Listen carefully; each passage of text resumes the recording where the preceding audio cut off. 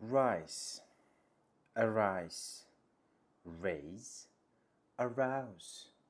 შენს გაბნევს ეს 4 ზნა?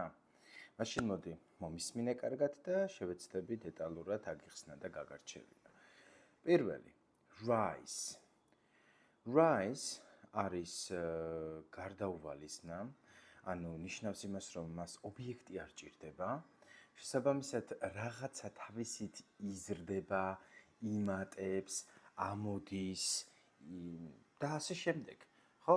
მაგალითად, the sun rises in the east. ამოდის, ანუ თავისით არაფერი არ ეხმარება, ანუ ობიექტი არ ჭირდება. იგივე შეიძლება ვთქვათ arise. Arise.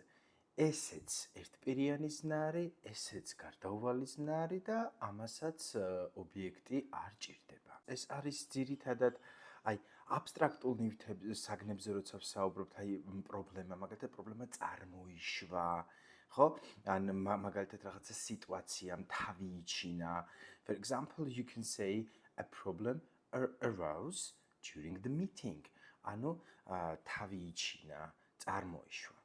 რაც შეეხება raise, აქ უკვე გვჭირდება ობიექტი, ანუ ეს არის გარდამავალი ზნა, შესაბამისად ვიღაცა გვეხმარება რაღაცის აწევაში, მომატებაში, აღმართვაში და ასე შემდეგ. მაგალითად, she raised her hand, ანუ აწია ხელი, ხო? ესე იგი, ობიექტი დაჭირდა. რაც შეეხება arouse. ეს არის ძირითადად, როდესაც საუბრობთ ემოციებზე, რაღაცა გრძნობებზე, ან ეჭვზე, ქართულად მაგალითად ვიტყვით, რომ სიტყვაზე ვთქვათ აღძრა, ხო? The speech aroused strong emotions.